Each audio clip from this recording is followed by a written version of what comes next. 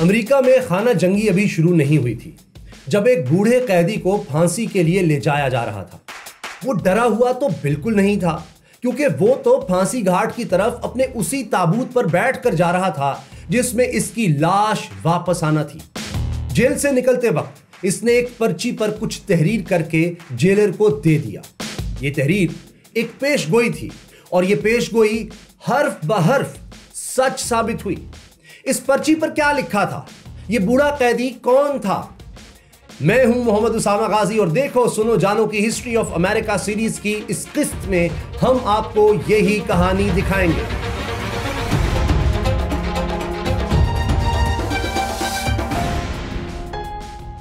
ये वो तारीख की सादा सी इजाद है जिसने अमेरिका को दो हिस्सों में तकसीम करके रख दिया था।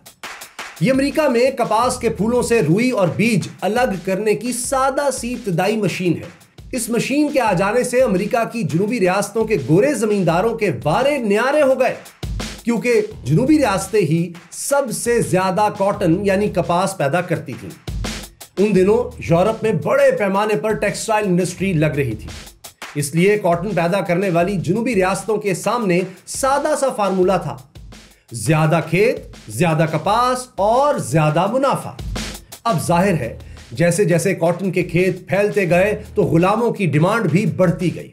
गुलामों की बढ़ती हुई डिमांड को पूरा करने के लिए गुलामों की बड़ी बड़ी मंडियां लगने लगीं। इन मंडियों में स्याह रंग के बेबस इंसान 400 से 4000 डॉलर्स तक में बेच दिए जाते थे।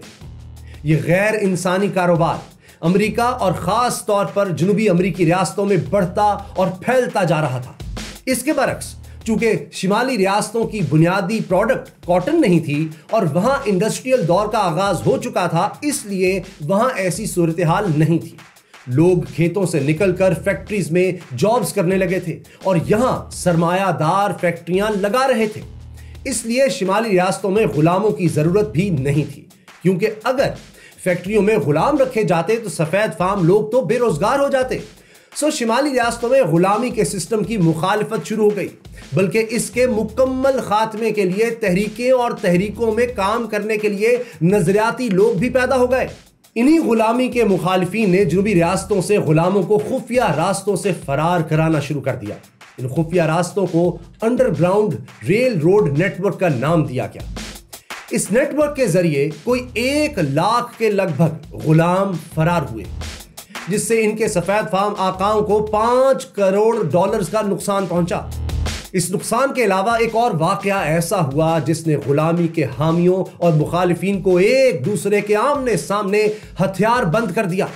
हुआ यह कि कुछ पेचीदा मफादात के खेल में एक ऐसा कानून पास हुआ जिसका सादा मतलब यह था कि अमेरिकी रियासतों को यह हक दिया जाए कि वो वोट के जरिए फैसला कर लें कि आया वो अपनी रियासत में गुलामी को कायम रखना चाहते हैं या नहीं। इसे कैंसस नेब्रास्का एक्ट कहा जाता है। यह एक्ट पहले दिन से ही इतना मुतनाज़ा हो गया कि इसके हामियों और मुखालिफिन ने एक दूसरे के खिलाफ हथियार उठा लिए, हत्ता कि कांग्रेस भी मैदान जंग बन गई।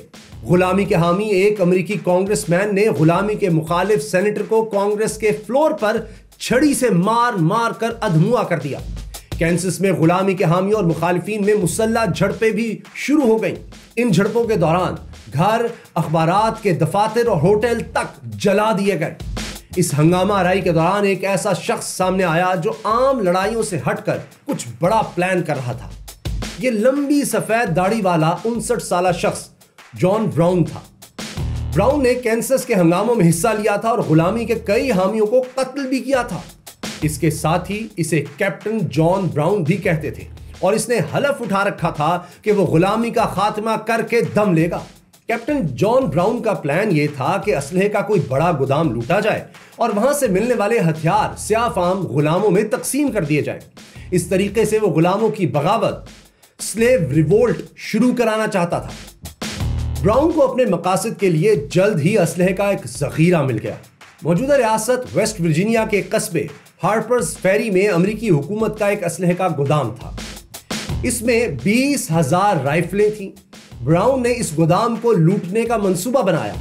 16 और 17 अक्टूबर 1859 की दरमियानी रात ब्राउन और इसके 20 के करीब साथियों ने गोदाम पर हमला कर दिया। ब्राउन की फोर्स ने गोदाम पर कब्जा करके वहां कुछ लोगों को यरगमाल भी बना लिया, लेकिन इतने में मद्दे मुकाबिल भी अलर्ट हो गए।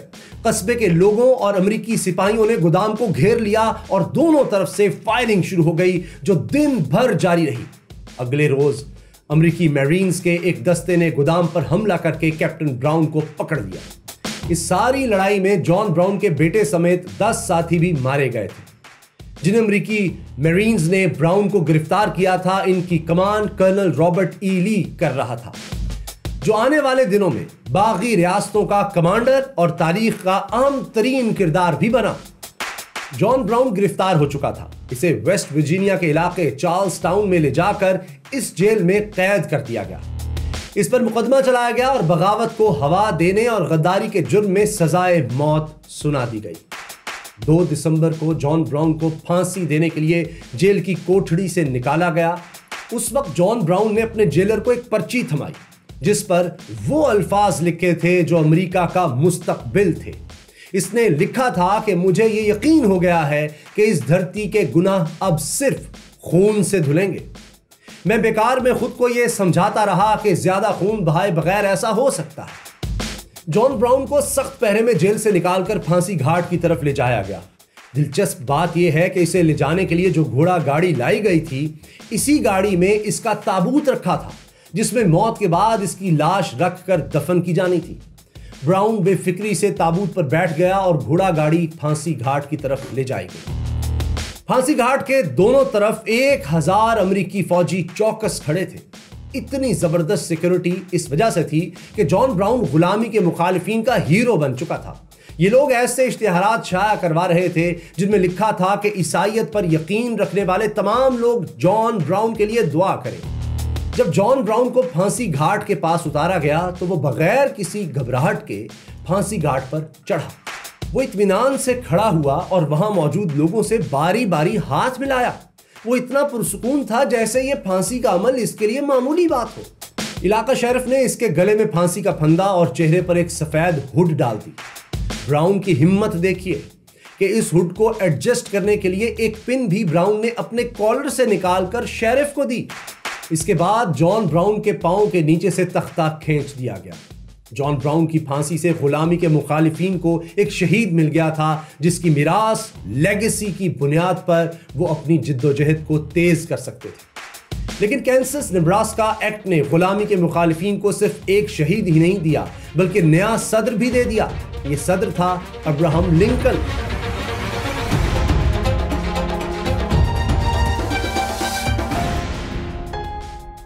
अब्राहम लिंकन 1854 तक अमेरिकी पब्लिक में इतना मकबूल नहीं हुआ था कि वो सदर की कुर्सी तक पहुंच सकता, लेकिन कैंसस नेब्रास्का एक्ट पास होते ही लिंकन के इकबाल का सितारा भी बुलंद होने लगा। इसने इस एक्ट की मुखालफत में खुलेआम तकरीरें की और एक्ट पास कराने वाले स्टीफन डगलस को मनाजरे डिबेट का चैलेंज दे दिया। ये डिबेट्स हुई और इनमें लिंकन ने अपने जबरदस्त दलाइल से डगलस को नाको चने चबवा दिए। अपनी डिबेट्स और तकरीरों की वजह से लिंकन शिमाली रियासतों में बेहद मकबूल हो गया और जनूबी रियासतों में बहुत ही बदनाम।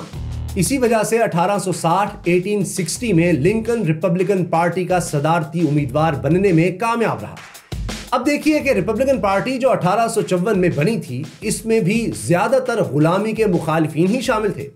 जब इस पार्टी ने लिंकन को सदारती उम्मीदवार नामजद किया तो जनूबी रियासतों में हलचल मच गई। वहां के लोगों को लगने लगा कि लिंकन, जो कैंसस नेब्रास्का एक्ट का सबसे बड़ा मुखालिफ था, अगर वो सदर बना तो समझो अमेरिका से गुलामी खत्म हो गई। चुनांचे जनूबी रियासतों में यह कहा जाने लगा कि अगर लिंकन सदर बना तो ये रियासतें यूनियन के साथ नहीं चलेंगी, अलग हो जाएंगी। जनूबी रियासतों में लिंकन के खिलाफ भरपूर प्रोपेगेंडा मुहिम भी चलाई गई। इसके खिलाफ अखबारात ने ऐसे कार्टून शाया किए जिनमें दिखाया गया था कि लिंकन अपनी पार्टी और स्याफामों के कंधों पर बैठकर व्हाइट हाउस की जानिब बढ़ रहा है। तो दोस्तों, इस माहौल में अमेरिका में 6 नवंबर 1860 को वोटिंग हुई। जनूबी रियासतों में तो लिंकन से नफरत इतनी ज्यादा थी कि इसका नाम तक बैलेट पेपर पर मौजूद नहीं था। बिलाशुबा ये अमेरिकी तारीख के हसास तरीन सदारती इलेक्शन थे, जिनमें अमेरिका का इत्तेहाद दांव पर लगा था। साफ नजर आ रहा था कि अगर लिंकन अमेरिका का सदर बन गया तो अमेरिकी यूनियन टूट जाएगी। फिर ऐसा हुआ भी। जब इलेक्शन का रिजल्ट आया तो जहां लिंकन ने सदारती हल्फ उठाया, वहीं अमेरिका की 15 गुलाम रियासतों में से 11 ने अमेरिकी यूनियन से अलहदगी इख्तियार कर ली। इन जुनूबी रियासतों ने अपने अलग मुल्क कॉन्फेडरेट स्टेट्स का ऐलान कर दिया। 18 फरवरी 1861 1861 को कॉन्फेडरेट स्टेट्स के सदर जेफरसन डेविस ने हलफ उठा लिया। बागी रियासतों ने वर्जीनिया के शहर रिचमोंड को अपने नए मुल्क का दारुल हुकूमत करार दे दिया, जो वॉशिंगटन से महज 170 किलोमीटर के फासले पर था। अब्राहम लिंकन अभी न तजर्बाकार था और सदर बनते ही से एक बहुत बड़े चैलेंज से वास्ता पड़ गया था, लेकिन इसने ना तजर्बाकारी को अपनी कमजोरी या एक्सक्यूज नहीं बनने दिया। वो इस इख्तिलाफ को खून बहाए बगैर तय करना चाहता था। लेकिन इसके हलफ उठाने के अगले ही माह अप्रैल में बागी रियासतों ने जनूबी कैरोलिना में अमेरिकी यूनियन के किले फोर्ट समटर पर हमला करके कब्जा कर लिया। यह अमेरिकी खाना जंगी सिविल वॉर का आगाज था। जॉन ब्राउन की पेशगोई के मुताबिक अमेरिकी धरती के गुनाहों को खून से धोने का वक्त आ गया था। लिंकन ने आजादी की हामी रियासतों की ताकत के बलबूते पर अमेरिकी फौज की तादाद और ताकत को बढ़ाना शुरू कर दिया। इन रियासतों की तादाद बागी रियासतों से वाज़े तौर पर ज्यादा थी।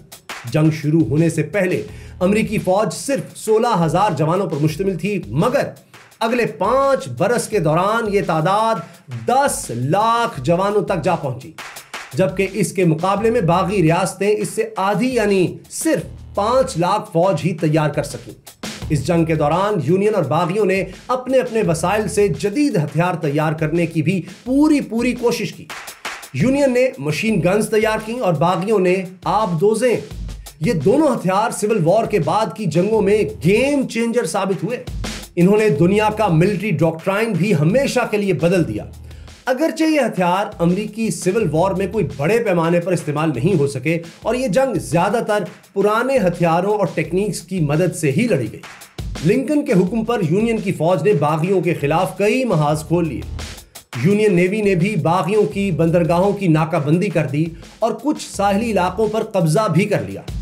लिंकन का एक के बाद एक जर्नैल बागियों के दारुल हुकूमत रिचमोंड को फतह करने की कोशिश करने लगा, लेकिन यहां बागियों का एक जर्नैल लिंकन की राह में सबसे बड़ी रुकावट बन गया।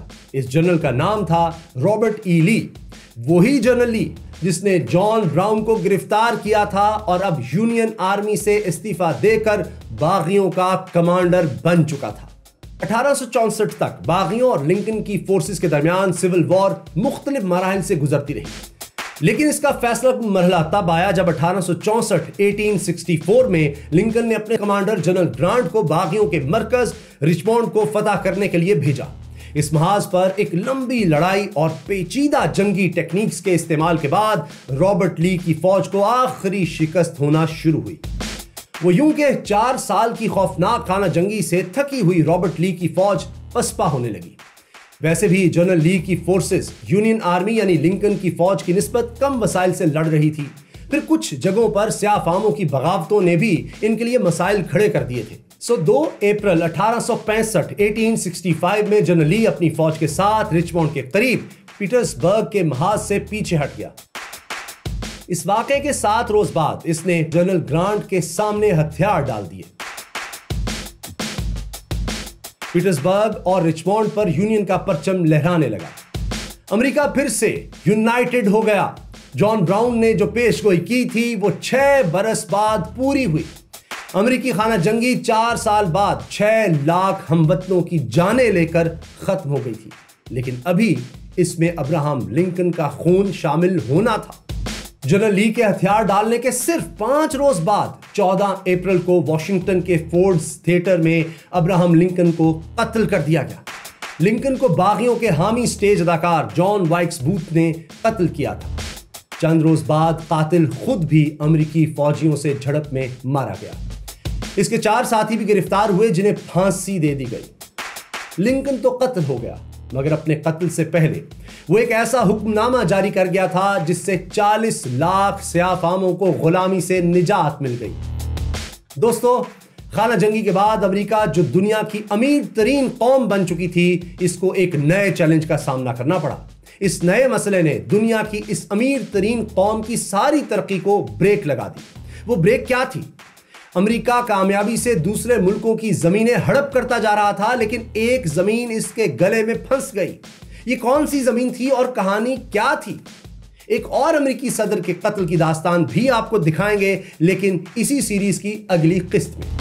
अमेरिका में गुलामी को हमेशा के लिए खत्म करने वाले सदर अब्राहम लिंकन की बायोग्राफी और अमेरिकी सिविल वॉर की तफसीली दिलचस्प सच्ची कहानी जानने के लिए यहां क्लिक कीजिए। यहां देखिए सुकरात की बायोग्राफी और ये रही हलाकू खान की दास्ताने हयात।